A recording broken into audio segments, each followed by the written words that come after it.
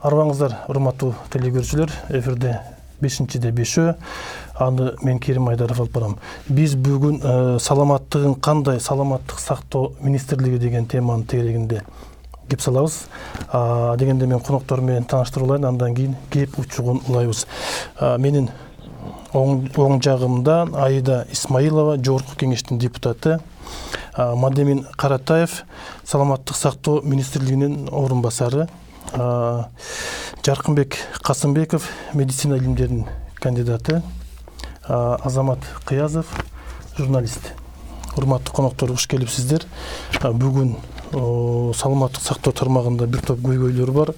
Ал тарабынан бир топ баягы ар кандай сөздөр да айтылып атат. Ошон үчүн биз дегенде ушул теманы ортого коюп алып, бир кандайдыр бир деңгээлде бир маселесин чечели. Балким кимдир бирөөгө пайдасы тээр, кимдир бирөө жакшы жагына ыктап бир ишти жасаар деген максатта жыйналдык. Мен дегенде министр орун басары сизге суроо бергим келип турат. Саламаттык сактоо министрлигин реформалап жатабыз деп атабыз. Бир топ жылдан бери реформалар ар кандай жүрүп келет. Бүгүнкү жаңы министр келгенден кийинки жаңыча жасалган реформалар кандай болуп атат? Биринчиден, саламатсыздарбы, урматтуу телекөрүүчүлөр. Биринчиден, бул реформа 1 жылда бүтпөйт, же 10 жылда бүтпөйт. Бул үзгүлтүксүз процесс да.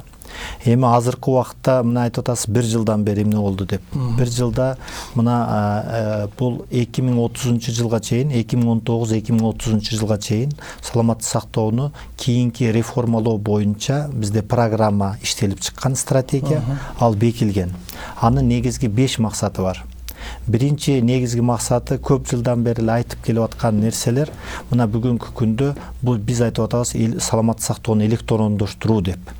Электрондоштурууда бул жерде кагаз менен эле жазып калбай, электрондук кезек, электрондук рецепт, анан кийин ушул бейтаптарга жеткиликтүү болсун деп, бул жерде дагы бир нерсе, бул жерде биз телемедицина боюнча жерлерде жетишпеген врачтарды ошол боюнча консультациялар, сунуштар, кеңештер боюнча. Анан экинчи негизги бөлүк, бул эң чоң бөлүк, бул коомдук саламаттык сактоо. Мына өзүңүздөр билесиздер, ден соолукка байланыштуу оорулуулар, анын Кудай сактасын алып келген өлүмдүн көрсөткүчтөрү 60-65% бул адамдын өзүнүн жүрүш-турушунан, өзүнүн көз карашынан жана социалдык, экономикалык абалда байланыштуу да. Мен мисал келтирип айтайын дегеним ошон үчүн коомдук саламаттык сактоодо негизги бул багыт, бул алдын алуу, профилактика деп атайбыз да. Мен мисал кетери айтайын, мисал келтирип эле. Бүгүнкү күндө 50% өлүмдүн көрсөткүчү бул жүрөк кан тамырлуулар менен. Бирок гипертония оорулар менен. Анын тобокел факторлору кайсылар дей турган болсок, биринчиден бул аз кыймылдоо, арак, тамеки. Анан кийин бул эменин тамакты, өзүнүн рационун, тамакты эффективдүү, бул деген рациональный питание дейт, тамакты рационалдуу колдонуу, анан кийин стресс. Ушул 5 фактор дагы бул адамдын өзүнүн жүрүш-турушунан бул көз каранды. Бул замандын оорусу экен да бул. Бул экинчи эң чоң багыт да, экинчи багыт. Үчүнчү багыт, ушул багыттын эле негизинде биз айтып атабыз, мына неинфекционный заболевания деп атап атабыз да, жугуштуу эмес оорулуулар деп. Мен ошого мына экинчиге улай кете турган нерсе, айта турган болсом, кан диабети. Мына бул жерде биз айтып атабыз, мына гипертониялык оору, кан диабети. Бул жерде мындай неинфекционный ооруларды алуу боюнча, себеби бул жерде көп ушул каражаттар ушул тармакка кетип калып атат да. Бул байланышта каражаттар кетип калып атат. Менде бул боюнча дагы керектүү немелер бар. Кыска эле айтайын. Анан дагы эки эме биз дайыма айтып келебиз. Эгерде баштапкы медициналык санитардык жардам күчтүү болсо, бул система күчтүү болот деп. Бул жөндө бул өзгөчө бөлүк. Анан кийин акыркы биз айтып аткан нерсе бул кургак учук боюнча, анан кийин баягы ВИЧ-СПИД ушул таралышын боюнча алдын алуу иштер. Мен түшүнүгүм боюнча сиз айтып аткан оорулардын көпчүлүгү бүгүнкү замандын оорулары экен да, иштебегендик, бекер жаткандык же болбосо тамакты каалагандай ар кандай ичкендиктен да. Бул эми экинчи маселе болсун, биринчи электрондоштуруу маселеси ишке ашып атабы азыр? Электрондо ишке ашып атат. Мен айтайын дегеним, айыл жеринде дагы бизде 16 ооруканада как пилот катары бүгүнкү күндө бүт, чтобы мына врачтар жазуу менен эле машыгып калбастан, анын көбүрөөк убагы оорулуу менен сүйлөшүш керек. Оорулууга туура түшүндүрүш керек. Оорулууга кантип алдын алуу иштери боюнча өзүнчө жумуштарды алып барыш керек. Бул маселе мына ушул врачтар туура түшүндүрүш, алдын алыш маселесине келгенде, врачтар бир топ кемчилдик кетирет. Анткени келген оорулуучуларга жакшы мамиле кылбай койгондор бар, туурабы? Дарыны болсо каалагандай жазып берип, анан кийин мына аптекадан аласың же болсо мына лабораторияга барып түшөсүң деген бизнестер бар да. Мына ушул жагдайлардагы бир топ жарандарга мен айтайын, зыян келтирип атат. Бул боюнча биз мындай кылдык. Бул боюнча мына анализ жүргүзгөндө, иликтөө жүргүзгөндө азыр цена регулирования деп киргиздик. Азыр эми токтом даярдалып атат. Ошол боюнча биз цена регулирования кылып туруп, анан кийин электрондой боло турган болсо, сиз айткандай, анда эч ким айта албайт, тиги аптекага бар деп. Өзү оорулуу билет, кайсы аптекада канча баа менен турат ошол дары. Анан кийин бул жерде биз фиксированный зарплата деп, Минэкономика менен, баа деп, фиксированный баа деп, Минэкономика менен жүргүзүп бул иштерди. Мисалы көп мамлекеттерде, мисал ала турган болсок, Турцияда ар бир коробканын өзүнүн штрих-коду бар. Ар бир коробканын. Ошон үчүн ал жерде мен дарыны алсам, ким алды? Каратаев алды. Качан дарыланды? Каерден алды? Канча ишти? Бүт бардыгын бүт электрондук учет менен алып барып атат. Мен депутат айымга бергим келип турат да. Министрдин орун басары жакшы иштерди айтып атат, менче ишке ашып атат дегендей да. Сиздин көз карашыңыз, сиз эми сын айтып жүрөсүз министрликке.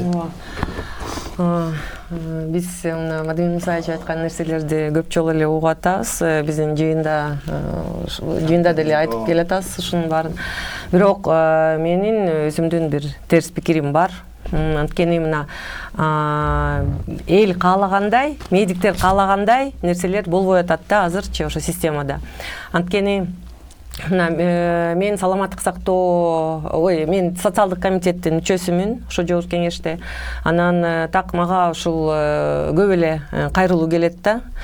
Бул кайрылуулар биздин элибизден, медиктерден, жалпы кайрылуулар аябай эле көп. Анан ушул кайрылуулар боюнча 2016-жылы бизде жумушчу топ түзүлгөн. Ошол саламаттык сактоо системасын изилдөө боюнча. Мен ошол жумушчу топтун төрайымы болчумун да. Анан ошондо иштеп баштап, аябай эле көп кемчиликти чыгарганбыз да биз. Биринчиден бул кадр маселелери, экинчи жанакындай закупка. Ошо закупка боюнча, сатып алуулар боюнча аябай эле коррупционный схемаларды, көп эле коррупционный схемаларды алып чыкканбыз биз.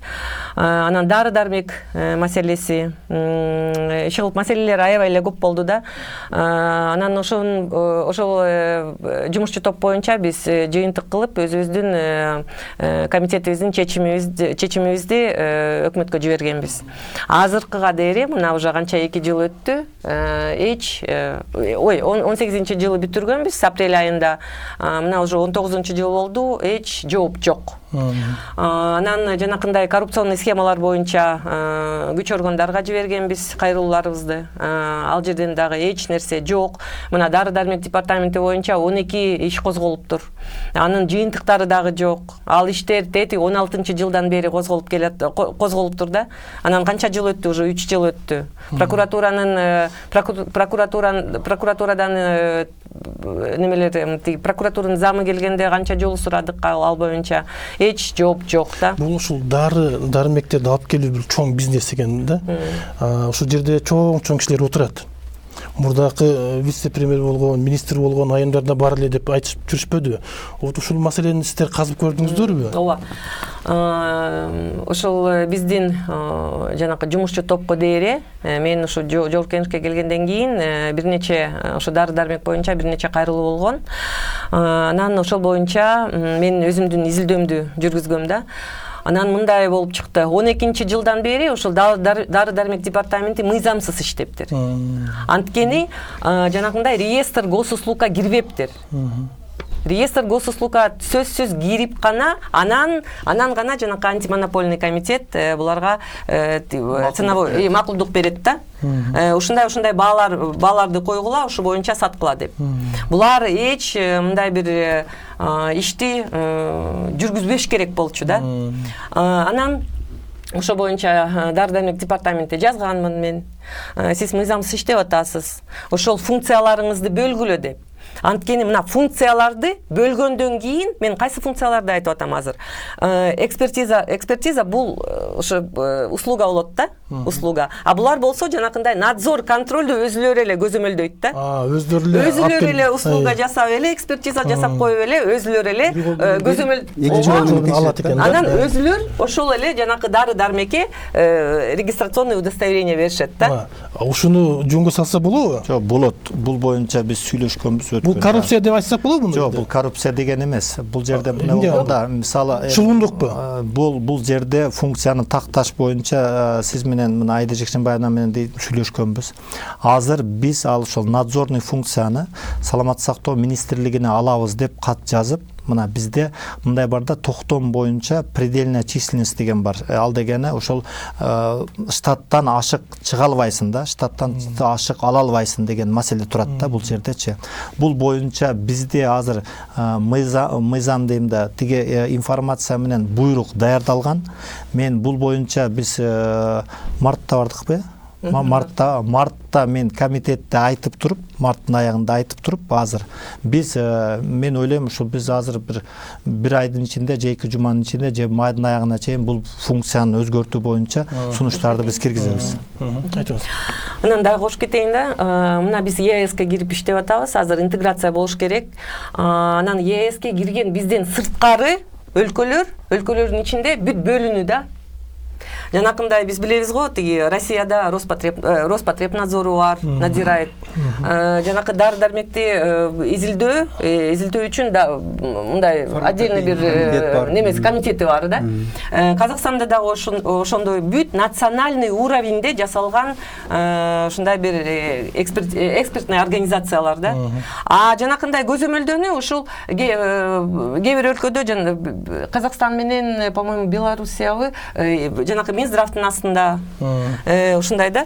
Анан айта бериңиз. Бул жерде бир нерсени тактап коюш керек. Союз убагында эле мына Кыргызстан бүгүнкү күндө 3% импортта, бүт 97% импортта.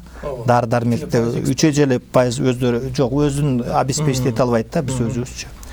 Эми мисалы Казакстанда 3 жерде завод болгон. Россияда эми көп болгон. Белоруссияда заводдор болгон. Бул союз убагында калган. Сиз айткандай министрликте надзорлор калган. Биринчи департамент түзүп атканда мен эсимде жок, кайсы сиз айтып атасыз 12-жыл андай мындай. Ал жерде туура бир функция менен надзор бир болбош керек. Мисалы бул жерде мен кошуп кетейин, экспертиза, регистрация и надзор. Сиз регистрациядагы мисалы ДЛО даяр неме кылат. Бул услуга болот да. Жок, түшүндүм. Ошон үчүн надзорду действительно аны мен макулмун, мен айткам. Ошол жерин эсепке алыш керек да. Мына азыр дагы бир нерсени кошуп кетейин, өзүм сөзүмө да. Бул түздөн түзчү жанакы Дары-дармектин сапатына тиешеси бар нерсе да. Анан жанакы сиз айтып атпайсызбы, коррупция барбы же жокпу деп? Коррупция сөзсүз бар. Анткени мына өзүлөр жасайт. Биз билебиз, мындай бизге айтып берип атышат да. Ар бир этаптар бар экен ошо ДЛОнун ичиндечи. Ар бир этапта бир нече акчалай бир. Ал жерден дала кишилер ал жерден байган. Билбейм да, акча берилет экен. Анан эмне үчүн болуп атат? Анткени мына азыр бөлүнсө бүттү. Булар жөн эле жанакы эле экспертизаны жасап эле отурушмак. Тетиги конечный жанакында мен айтып атпаймынбы, удостоверение берилет. Удостоверениеге дереу эч үмүт кылбай эле отурушмакта өз ишин жасап. Бул жер көзөмөлдөсүн өзү жасап отура бермек. Жаркмек мырза, темаңыз аябай жакшы болду да. Саламаттыгың кандай? Саламаттык сактоо министрлиги деп айтып атасыздар. Азыр мына бир департаменттин деңгээлиндеги маселелерге деталдашып өтө майдаланып атабыз да, мен оюмча. Бирок бул көйгөй. Ооба, чоң көйгөй. Бирок баягы түшүнүп алсак, бул саламаттыктагы сактоо системасы бир 5 түркүктөн турат да. Мына айым айткандай туура биринчи кадр маселеси. Экинчи бул медициналык инфраструктура. Ал биздин жок, инфраструктурага биздин жанагы биринчи ФАПтан баштап бүт эме республикалык деңгээлдеги ооруканага чейин кирет да. Андан кийинки мына дагы кеп кылып аткан медоборудование, медикаменттер. Андан кийин каржылоо, эффективдүү, туура каржылоо, иштиктүү системаны түзүү. Мына ошонун баарына азыркы министрлик жооп берип, ошону координация кылып алып кете алып атабы? Жок. Азыр мына көйгөйдүн баары мына биринчи эле маселени кадр деп эдикпи? Так эле ошондой кадрлардын туура эмес тандалышынан, же болбосо өзүнүн функциясын туура эмес аткаруудан болуп атат. Мисалы үчүн бир министр келет, ал өзү илим поста, ал ошо илим жагына эле карап кетет да. Ал дагы бир түркүгү илимий тенденцияларды, прогресстерди кош алып жүргөнүч. Ошол жагын алып кетип эле берки инфраструктура, кадр маселесин, окуу жагын баарын карабай таштап коюп атат. Бир фармацевт келет, мына өзүңүздөр айткандай өзүнүн бизнесин тартып кетет.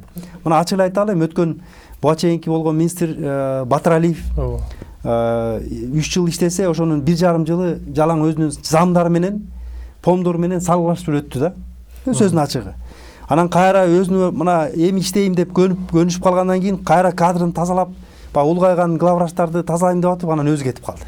Азыркы министр деле ушундай бир топ. Азыр дагы эле ошол бир мындай кашага кирип алып эле, бир боткого кирип алып эле чыга албайт кандай да, чын айтып. Сөзүн даана айта алды. Министрликтин өзү бир баягы уюп эле жаткан бир интригага баткан бир чоң коллектив да.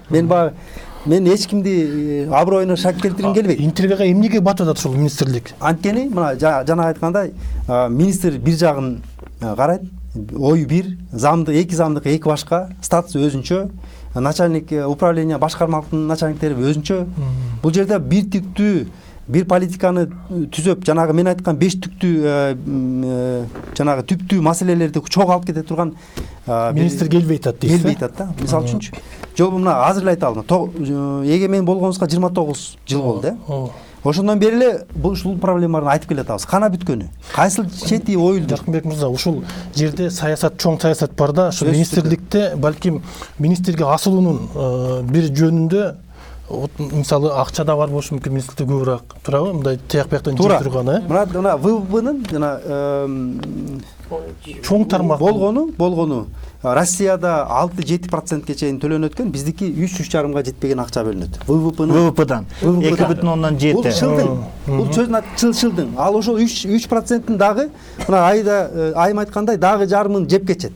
Жанагы сатып алууларда, башка жанагы фомс деген өзүнчө эле мына ДЛО менен фомс өзүнчө эле бир мамлекеттин ичинде мамлекет. Бир чети мына ДЛОдо эгерде контролдук маселени Минздравга алсак туура болсо, мен ойлойм, фомсту Минздравдын эле ичинде болгон жакшы. Анткени эмне кереги бар? Мына акчаны эле жөн эле бөлүштүрөт да. Анан ал өзүнчө эле карательный орган болуп алган.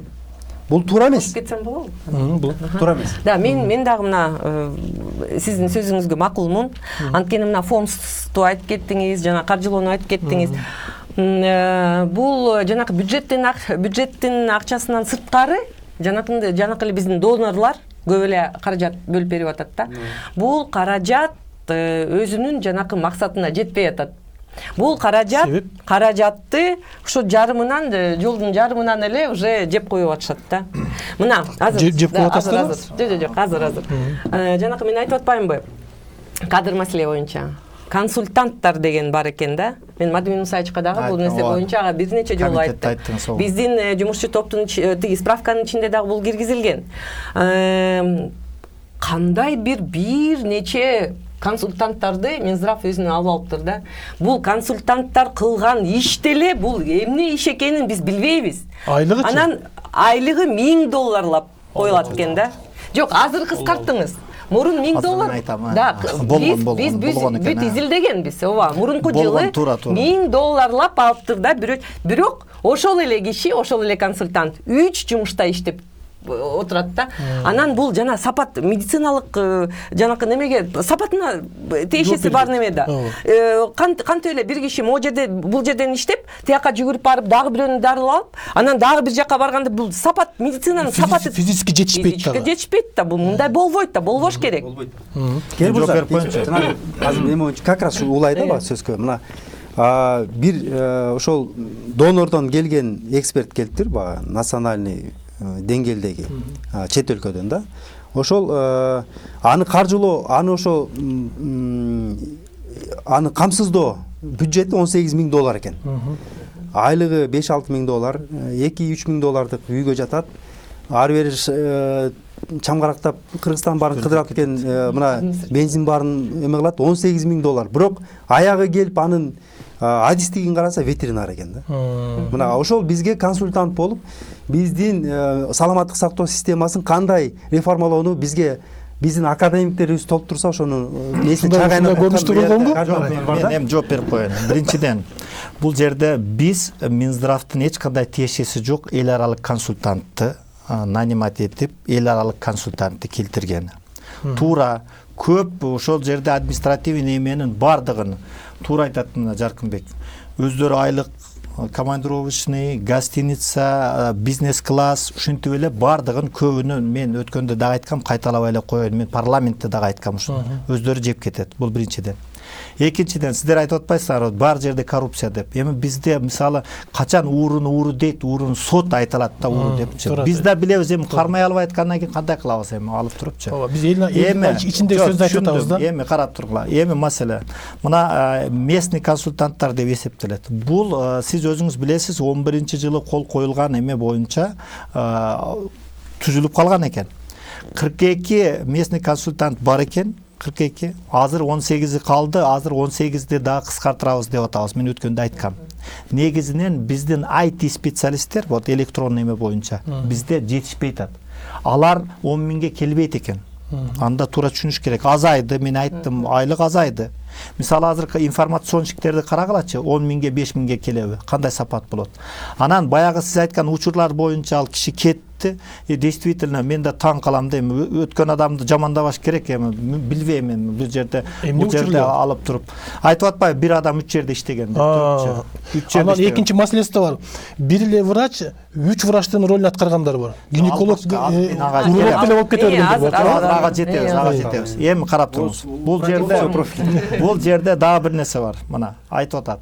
Канча өткөндө мага суроо берди. Канча миллион келди Кыргызстанга. Сиз айтып атпайсызбы? Здраво.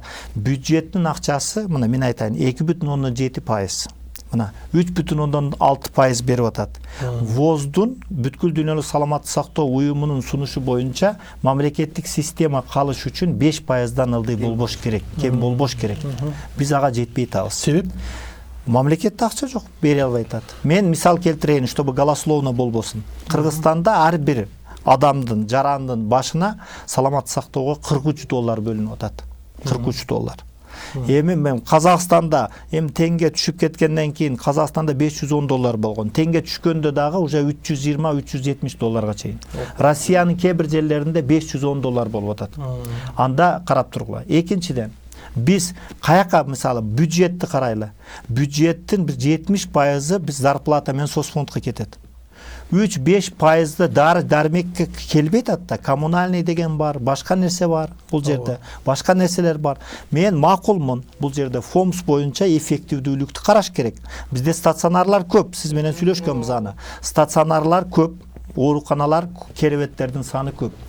Эми үчүнчү маселе. Туура, эми кадр маселеси тиги бул деп атабыз бул жердечи. Сиз айтканда мен айтайын, мына бүгүнкү күндө 1640 врач жетишпейт первичный звенодо, баштапкы медициналык. Бирок алар көбүнчө айыл жеринде. Айыл жеринде. Бишкекте да жок, мындай да, бизде дисбаланста. Бишкек менен Ошто врач жетишпейт. Айылдарда медсестра жетишпейт. Средний, орто медицина кызматкерлер. Жерлерде кезек турушат, билесизби? Нарында кезек турушат. Медсестра үчүн кезек турат. Очередь. Врачтар жетишпейт. Врачтар жетишпейт да. Предпенсионный 67% дедик, предпенсионный пенсионный возраст.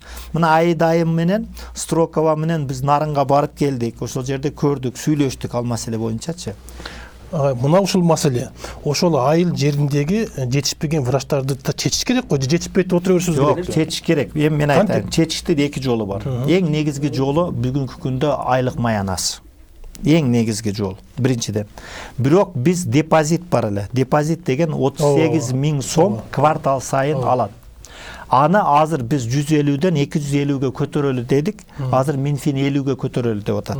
Бул экинчи маселе. Үчүнчү, биз азыр көбөйтүш үчүн мына токтом боюнча мына карасаңыз бюджетти бүтөт дагы. Бюджетти бүткөндөн кийин мына 178 адам быйыл бюджетти бүтөт. Медакадемия. Бюджетти бүткөндөн кийин ал барып 3 жыл иштеш керек. Мына союз убагында биз мажбурлап. Эми иштебей атат. Себеп, мен айтайын, себеп. Мисалы кош бойлуу болсо, же турмушка чыкканда күйөөсү правоохранительный орган же силовой блокто иштесе, мыйзам бар экен. Ал иштебейт экен. Биз мажбурлай албайт экенбиз. Бирок дагы бир маселе бар. Мына таласка бардык төрага менен. Мен сизге айттым. Төрага менен таласка барганда ошол жерде элдер көтөрдү. Врач жетишпейт туда. Мен данныйларды алдым. 22 бала бюджетте окуйт экен Талас областынан. Анан чыксам, ошол жерде бир аксакал чыгып айтып атат. Ал 22 баланы ата-энеси билесизби ким дейт. Мен билбейм дедим. Ата-энеси дейт, алар дейт баары Бишкекте турат дейт. Ал эге эмени бүтүш үчүн, сельский коэффициент үчүн бюджетти Таласка алып барып туруп 6 ай калган. Азыр оюмду бүтүрөйүн. Деди, төрага айтты. Эч текеден эме кылбай, ушулар раз Таластын квотасын эсебинен окуп атабы, келип Таласта иштесин деди. Токмогу күчтүү болсо кийиз казык жерге кетет. Сиздер жанакы мыйзамда ар кандай жыртыгы бар. Күйөөсү правоохранительный органда иштесе, значит айлыгы барбы иштебей коет деген. Эгерде айыл эми элдин саламаттыгы керек да. Ошон үчүн эч нерсеге карабай туруп, айылга ошол врачтарды жиберип 3 жыл иштесин деген мыйзам жазып, ошону көрсөтүш керек. Болбосо болбойт. Минобразование менен киргизип атабыз. Да, бул жерде кичине жанакы постановление боюнча, мурунку жылкы постановление боюнча, вот как раз жанакы ординатураны базовый канча? Базовый ординатура 3 жыл беле? 3 жыл. Ошо 3 жылга дагы бир нече жыл кошулуп кетти да, ошол өкмөттүн буйругу боюнчачы. Бирок муну болсо, муну студенттерге ошол эле жылы айтылды да болчу. Ошондуктан студенттердин дагы наразычылыгы болду. Бизге эмне мына азыр эле келип айтып атышат. Биз уже 1-2 айдан кийин ошо окуубузду бүтөбүз. Биз мурун ушуну билсек, биз медицинага келмек эмеспиз деп атышат да. Биз анда башка окууга барып, башка окууну окумакпыз деп атат. Бул кичине биздин өкмөттүн дагы мына туура эмес иштеп койгону да. Биз өзгөртүү киргиздик. Азыр 1 жыл мисалы врач общий практика боло турган болсо 2 жыл эле окуйт. 8 жыл эле болот мурдакыдай эле. Андай 11 жыл деген жок. Ал 11 жыл болуш үчүн кийин эгер кааласа кууш адис боло турган болсо, андан кийин ошондо 3 жыл окуйт. Азамат мырза, сизге бир сөз берейинчи. Мына азыр айыл жеринде врачтар жетишпейт деп атабыз. Ооруканаларды да алып койдуңуздар, менчи алыскы эмелерденчи. Айыл жериндеги акыбал кандай? Ошо сиз билесизби? Журналист катары. Мен бул медицина темасына Мадемин агай жакшы билет. Менин ошо ой бүгүн көрсөтүүмө дагы бир канча жолу келип кеткен. Мадемин агайды ушул медицина саламаттык сактоо министрлигинин бир жоокери деп айтсак болот го, бир чептен эрдим күчүбек дейбиз го. Ошондой баардыгына жогорку кеңешке да ушул киши барат. Ушундай суроолордун баарына ушул киши келет. Мен министрдин өзүнө чакырып ушул эле талкууну, ушул суроонун баарын тең берип, бир жолу жүздөштүм. Өзүнүн келиши кыйын. Министрдин өзүнө тикелей суроо беришке биз жете албайбыз. Анан Мадемин агай дайыма келет, баарына жооп берет. Ушул система ушундай, ушул иштер ушундай эле уланып келатат. Ушул көйгөйлөр айтылып эле келаткан, айтыла берет. Мунун чеги качан бүтөт, токтойт деген эле ой түйшөлтөт да мени. Анан айыл жөнүндө сурап атпайсызбы? Айылды мен жакында балыкчыда болуп келдим. Ал жерде бир атага үйүнөн келип укол сайган ушундай шарт бар экен, медайым.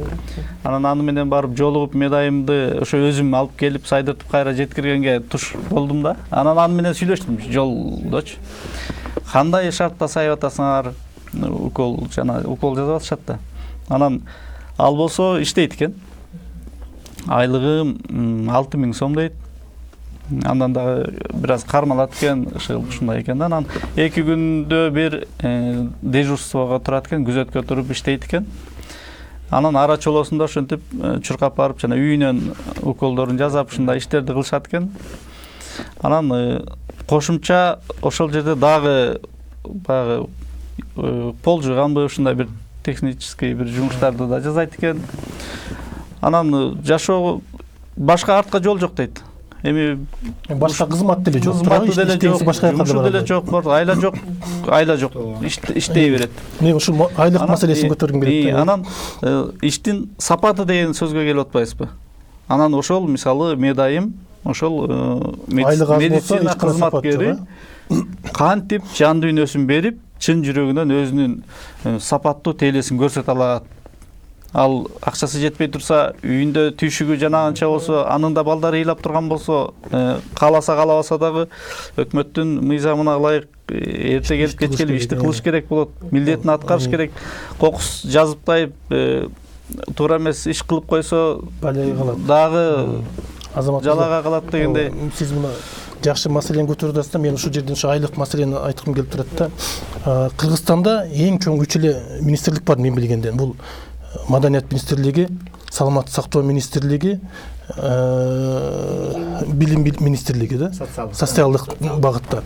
Мына ушуларга социалдык багыттагы министрликтерге, ушул тармактарга менимче 2 эсе көп айлык бериш керек деп айдайм. Бул сизге карата айтылып аткан суроо. Гермуза, сөзүңүзгө аралжы. Анан мен сурадым. Айлыгыңар кантип көтөрүлүп атат деп атат. Андан мурун эле мен министр менен сүйлөштүм эле, жакын арада эле. Айлыктар кошулуп атат, жакшы болуп атат деди десем, жок, бизге келе элек эми 200 сом, 300 сом ушундай кошулуп калат дейт.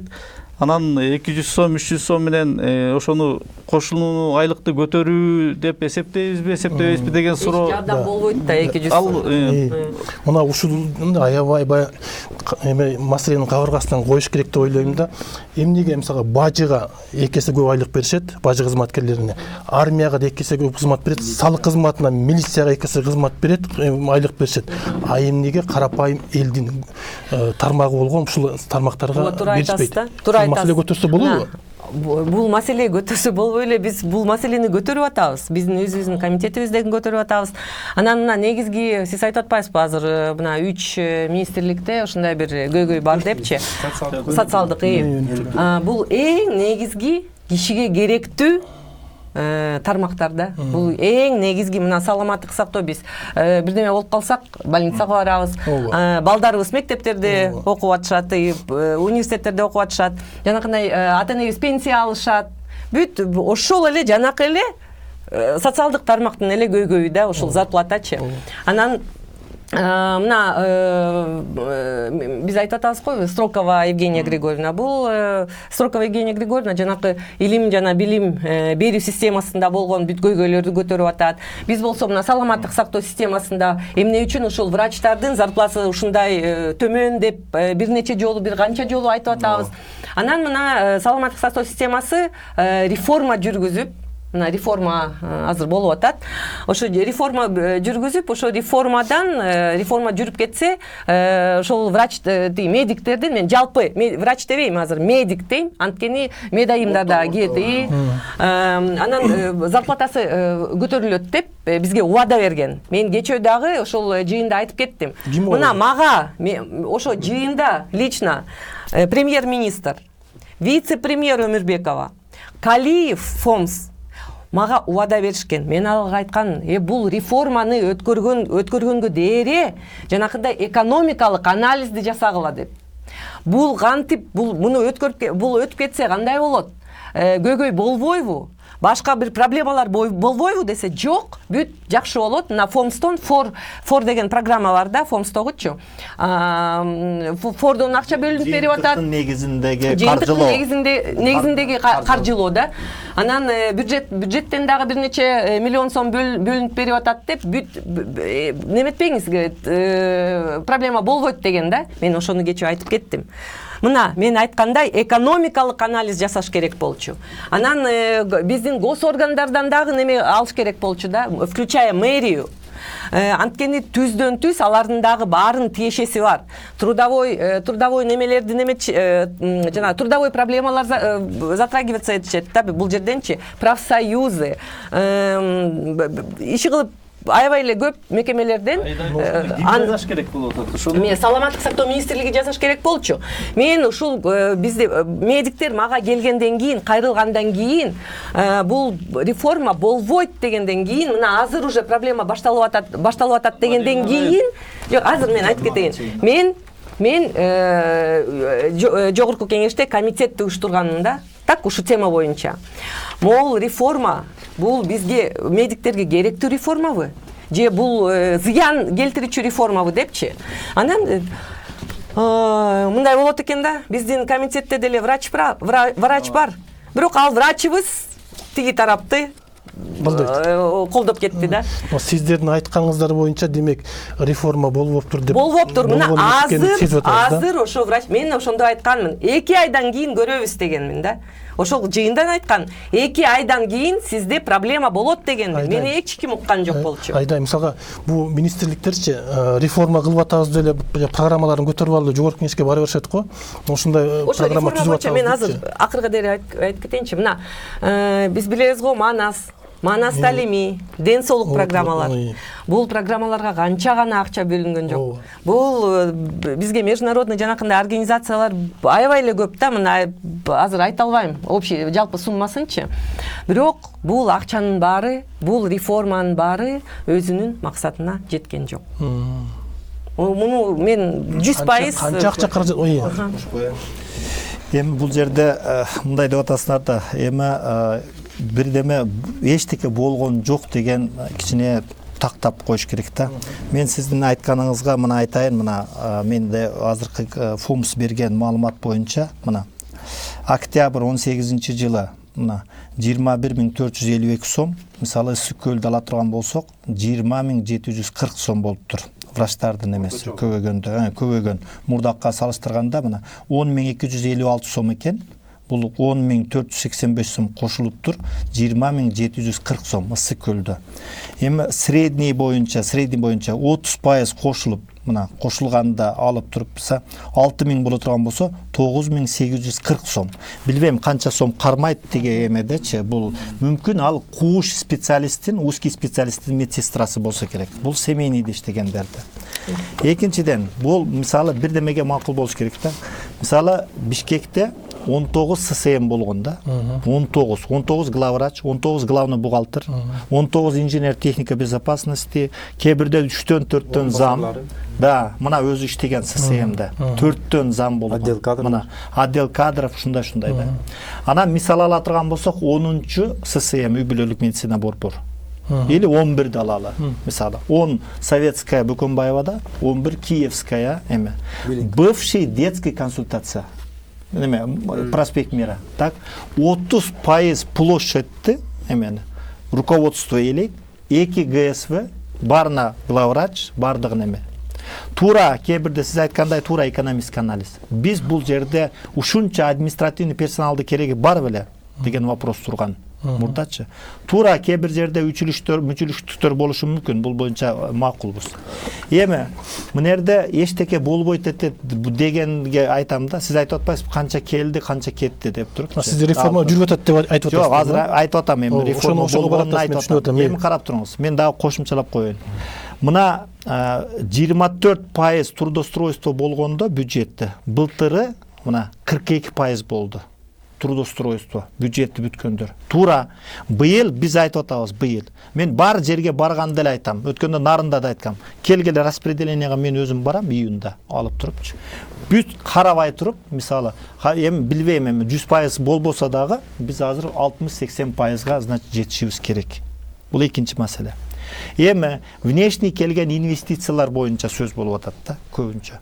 Мына карагыла, мисал келтирейин. 1990-жылы саламаттык сактоо СССР болуп турганда 96-жылкы баа менен мен оңой болсун сизге түшүндүрүү болсун. Ар бир жаранга 576 сом бөлүнүп турган. Сом менен 96-жылкы баа менен азыр мен айтайын. Кыргызстан 96-жылы 102 сом берип атат саламаттык сактоого. 6 эселди берип атабы? 6 эселди берип атат.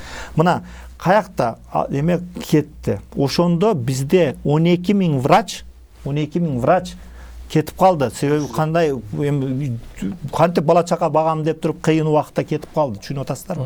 Базарга кетти баары. Базарга кетти, каяка кетти, Россияга кетти, бияка кетти. Эми биз айтып атабыз, Манас талими тияк жетишкен жок деп. Мен 3 цифраны айтайын. Мына бул саламаттык сактоодон 100% көз каранды дегенден алысмын мен. Мисалы бүгүнкү күндө орто жаш 74 жашка чейин жетип калды. 71,6 болду, аялдардыкы 74-75 болуп калды. 68 эле эркектердики азырчы мына өстү орто жаш. Бул биринчиден. Экинчиден, энелердин балдардын өлүмү. Энелердин өлүмү тенденция эме кылып атат. Балдардын өлүмү биз мына 36-га чыгып кеткен. 36-га чыгып кеткен. Биз азыр 12-ге келдик. Бул интенсивный показатель. Бул дагы кичине болсо да жыйынтык азыр. Балдардын карагылачы, балдардын өлүмүн сактап калып атабыз кичине болсо да. Бул сиз реформа жүрүп атат дегенди айтып атасыз да. Бирок сиздердин ал кагазга түшүрүлгөн алдагы айтып аткандарыңыздын баардыгын эл көрбөй эле турат да. Карапайым элге көрүнө турган реформа керек. Азыр мен айтайын, мен бүтөйүн оюмду карап тургула. Биз каяка кетти деп атпайсыңарбы? Бүт мына охрана материнства детей дитё боюнча биз ошо немистер алып берди ошо немелердичи, жабдууларды. Түшүнүп атасыңарбы? Туберкулез боюнча эчтекелер болгон эмес ушул. Биз жабдуулар алып, мына башка нерселерди, лабораторияны алып, ушулорду алдык тигилерденчи алып туруп эле. Бардыгы тияка бияка кеткен. Туура эффективдүү жеткен жок. Мен макулмун ага. 100% жетиш кыйын экен. Ал жалаң эле саламат сактоодон эле көз каранды эмес. Өзүңүздөр билесиздер. Мына кээ бирде мен бир нерсени айтып коюп коеюн да. Мисалы, бул жерде бул туура кээ бирде мисалы эми капа болбосун айдайым. Эми бул главврач директорлорго чейин киришет да депутаттарчы. Мен өзү дагы мына жөдө. Жок, тигини коесуң. Даже мен өткөндө күлдүм бир депутат. Айдайым киришти ошентип. Жок, айдайым эмес. Айдайым билет. Мен айтып киришпейт айдайым. Даже бир депутат старший медсестра кой дегенде мен күлүп туруп коюп койдум. Эми старший медсестраны тиген эми ушундай экен да, мен депутатмын, мен эми анда депутаттын пайдасы тийип калбасын дедиңиз да. Как раз ошондой депутаттар, мен билбейм сиз ким жөнүндө айтып атканыңызды. Ошондой депутаттар биздин комитетке ошо саламаттык сактоо система боюнча жанакы изилдөө жүргүзүп атканда тоскоолдук кылышат да. Анткени алар уже саламаттык сактоодон пайда алып алышты да. Эч сөз аларга терс пикирин айта алышпайт. Анан меди турат. Да, анан мен анан жанакы Строкова экөөбүз ачык айтып атабыз, бирок биздин коллегалар отуруп анда ошондой ой пайда болду да, анда ошолор бири-бирине берисе да. Ачык айтты деп атасыз. Мисалы да, ачык айттым өткөндө фракциядачы. Айттым. Мына сотко чейин барып, мисалычы, мен мисалы айтам да, депутаттарды айттым мен ошол жерде. Фракцияда мага вопрос берди ошо боюнчачы. Мен айттым, мен макул болдум. А тиги депутатка айттым. Мени кааласаңыз жумуштан ала аласыз дедим. Башка мен өзгөчө неме, мен сени көрсөтөм дегенде кыла албайсыз дедим. Колумуздан азыр айтып коюңчу, биз билели. Жок, мен уже айтпайм. Мен азыр ал сиздер биякта айтасыңар дагы алып турупчу. Мен өзүмө коркпоймун. Түшүнүп атасыңарбы? Балама звонить эткенден кийин мен айттым, вообще бул бандитский мамлекет дегенде алып туруп. Мадем мырза, мындайда орну жашырсаң өлүм аскерлейт деген сиздерде ушундай фраза бар. Гезитте турат, ачык турат. Баары мен макул айтпай эле коюңуз. Бирок мына сиз айтып аткан көйгөй, мына ошол депутаттын эми өзүнүн ар намысына коелу да. Бирок ошол жеке сизге эмес, сиздин балаңызга чейин асылганын өзү бул түркөйлүк. Туурабы? Мындай уже болбош керек эле. Мындай нерсе бир нече жолу болду. Мен мурунку передачада айтып кетпедимби? Мен жанакы жумушчу топтун чечимин чыгарып атканда, мага ушул президенттин аппаратынын жетекчиси Фарид Ниязов чалып өз сөздөрүн айтып кеткен. Ол немени чыгарба деп. Чыгарсаң сенин консультантыңдын фамилия атын дагы билип алышыптыр. Ошондо проблема болот деп.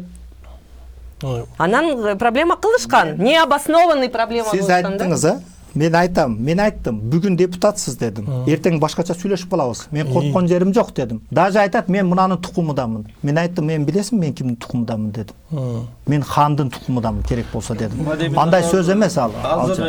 Мен азамат туруп турасыз. Мен ушундай нерсеничи ар дайым ачык айтып, биз коомго жайылтышыбыз керек да. Эртең ошондой жанагы окшогон депутаттар ушинтип ишке кийлигише албай, чоочуп кийлигише албай калат да. Ошон үчүн ачык айткан менимче жакшы деп ойлоп атам да. Ошондой депутаттар кийлигишип, ошондо кийлигишкенден кийин өз максатына жеткенден кийин уже жогорку кеңештин иштери токтоп калат экен. Тынпыйып отуруп калат. Адвокат болуп калат. Токтоп Ана калат экен. айтканы токтотконду токтоттук. 5-6 депутатты ачык эле айтып токтоттук. Мен мисал катары депутаттар дедим да, алып турупчу. Мындай болуш керек өзүчү. Биз айтып атабыз бүгүнкү күндө. Мына программный бюджет деп атабыз, мен мисал айтам. Эмне үчүн менчик мекемелер өсүп атат? Себеби алар развитие өнүгүүгө акча калтырат. А бизде мисал айтат, мынау статья зарплата мынча кетти, өсүү жок да. А биз самостоятельность бербей атабыз да. Самостоятельно берели десек, жана акча маселеси да болуп атпайбы? Дагы бир нерсени айтып кетейинби? Мына мен канча бир нече ай мурун жанакы департамент айтып атпаймынбы, департамент дары-дармек департаментте бир коррупционный схеманы издеп чыктым да, мындай изилдеп чыктым. Булар болсо жанакы айтып атпаймынбы, лабораториясында жанагы кээ бир оборудование жок, жабдуулар жок. Анан ошондуктан булар ошол экспертизаны башка бир частный бир компанияга ОСОго берип атышыптыр да, 14-жылдан бери. Биовид деген ОСОго берип атышыптыр да. Анан мындай болбойт да. Анткени дары-дармектин, биздин элибиздин ден соолугубуздун көзөмөлдөсү түздөн түз мамлекеттик көзөмөлдө болуш керек. Конституция соолук үчүн. Башман өткөндү айтып берсем да. Азыр. Я сейчас это закончу. Анан булар болсо ушундай бир нерсе жасап атышат да. Бул болбойт. Анткени мыйзамсыз дагы жасашыптыр мунучу. Азыркыга дейре жанакы ЕРППге киргизелек 3 ай өттү. Ар кайсы кишилер чыгып атат. Ар кандай сөз айтылып атат. Анан бир күнү отурсам, мага айтышат, ошол дары-дармек департаменти сиз жөнүндө бизди иштетпей атат деп, ошол бүт жанакы канча бир киши кол топтошуп, анан ар кайсы жерге мындай жиберип атышат депчи. Анан мен чыктым кээ бир кишилерине. Как вы могли? Что биз кантип неметип атабыз, тоскоолдук кылып атабыз десек, бизге мынтип айтышты дейт. Это запрос депутата, мы ответ отвечаем депчи. Биз депутатка жооп берип атабыз, ошол дегени көрсөтпөйбүз, мындай эле жөн эле кол коюп коюңуз депчи. Ушундай рычагтар пайда болуптур биздечи. Сактоо тармагынын өксүгү катары ошол кадр маселеси болуп атпайбы? Демек, ошол сиздерге туура келбеген кадрларды да таңуулап, жогорку кеңеш жактан, ошол депутаттардын өздөрү таңуулап аткандан кийин бул бүтүндөй системанын парламент башында туруп атат да. Анан ортодон сиздерде ортого коюп коюп эле министрдин дарбазасына тебилген топту сиз тозуп эле ушинтип эле бул эми мындай маселе экен да. Кадр маселесине келгенде алыс кетпейлик, мынакей Жаркынбек мырзаны алсак да. Мен билгенден ошол жанагы тез жардамды барып ишке коюп, жолго салып, бир жакшы бир иштерди баштап аткан учурунда анан ошол эле сиздер айтып аткан, азыр мен ошого түшүнүп атам, азыр көзүм азыр сиз айткандан кийин, сиздин оозуңуздан ошол азыркы сөздөр чыккандан кийин анан мен Жаркынбек мырзанын ошондогу абалын азыр мен түшүнүп отурам да. Көрсө бизде мыкты кадрларга, керектүү кадрларга жол жок экен деген сөз да, туурабы? Мен кошуп коеюн, мына карап туруңузчу. Бизде эми бул жерде айды жешим менен таарынбасын, так. Мына карагыла. 2008-жылы, 9-жылы жер титирөө тиякта жүрөм, самолет жарылды биякта жүрөм. Тиги келет. Өзүңөр көрдүңөр, каякта болсо эмеде. Келип алып туруп, пресс-конференция Аки-пресс берип атат тиги бул. Мен айттым, баргыла Нурага тиякта адистер керек и так далее. Барышпайт, Аки-пресске чуркап барат. Анан кийин ушундай ачуум келгени ошол жерде мени наоборот мамлекеттик кызматта защитать эткенден көрө туруп алып туруп, силер мына 10 күндөн өткөрүп бердиңер дедилер. Мен шарт заявление жазып бердим, мына. Мурдагыда, мына алыңыз. Мен иштебеди дебесеңиз, мына алыңыз деп. Кийин анан тигиндей мындай болду да. Мен ошого айтам, мен буяктан корккон жокмун. Ачыкта ачык айтыш керек, туура айтыш керек. Сиз айткан кадр маселеси да. Кээ бирде ушундай бар да, анан биздин кыргыздарда билбейм, аман эле бололу, кээ бирдечи. Бул действительно сөз жок да, ушундай сөз. Ушуну биз ошого коюшубуз керек. Мага келсе мен айтам, мага баары бир дедим, ким каерден экенин, туурабы? Кайсыроо экенин каяктан баары бир иштеш керек да. Дагы бир нерсени кошуп кетейинби? Жанакы немеге, мына кол топ рычагтар да. Биринчиден жанагы кол топтоп анан ар кайсы жерге жиберүү. Экинчиден митинг. Азыр уже мода болуп калыптыр. Врачтарга бирөө жакпаса эле, бирөө буйрук берсе эле үстү жактан. Мисалы мына национальный госпитальда, ошондой бир неме, улуттук госпитальда, ошо Динара Сагинбаева ошондой бир ишти мурун баштап койду да. Эми ошол жерде мына башаламандык болуп атат. Митинг уюштуруу. Үчүнчүдөн бул жанакы сиз айтып атасыз го, пресс-конференцияга чыгып, анан тигиндей мындай сөздөрдү айтуу. Биз ушундай бир действиялар менен биздин квалификациясы чоң деңгээлиндеги врачтарды жоготуп атабыз да. Ушундай болуп атат. Реорганизация, жанакындай бир жоюу, мына националдык госпитальда азыр бир ушундай бир процесс жүрүп атыптыр да. Бир кишини жоготуш үчүн эки отделенияны кошуп атат, анан бир эле заведующийди калтырып атышат да. Бул бир нече канча бир 3 отделение мага кайрылды ушу боюнча. Жолугуштум.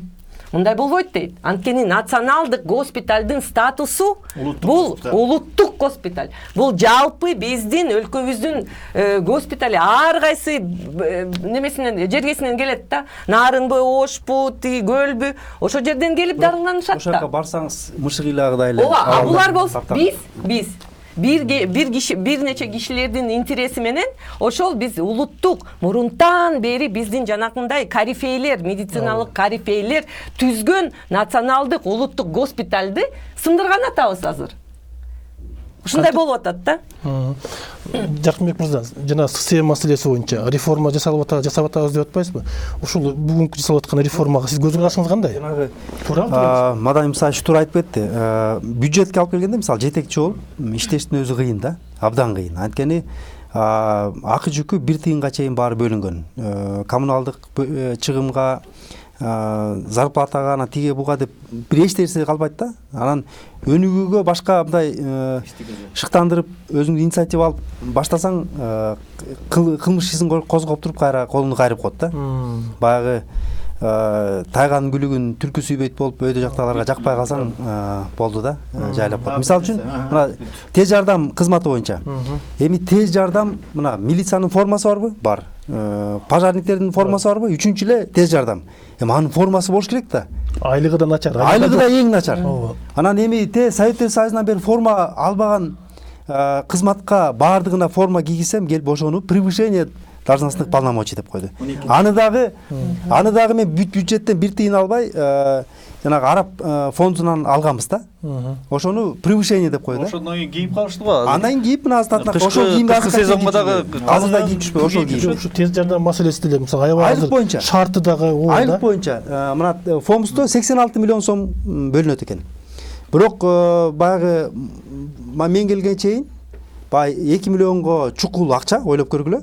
Кассада охранасы жок, бир темир сейф деп айтууга болбойт. Темир эле күркөдө жаткан экен. Жок, биз эмеде, ССМде, эмеде, станцияда. Тез жардамда. Анан ошону кадимкидей эле элементарный финансовый менеджмент катары эле уюштуруу маселеси менен КТУга 300 бир КТУ 300 сом болсо 1,5 миң 2 миңге чейин көтөрдүм. Бир КТУ. 7 КТУ алса, 5 КТУ алса, ошондо 7,5 миң алат. Айлыгынан тышкары. Ошондой элементардуу финансылык мындай менеджмент эле колдонсо болот да. Бирок ошондойлорду көрө албай кетип атпайбы?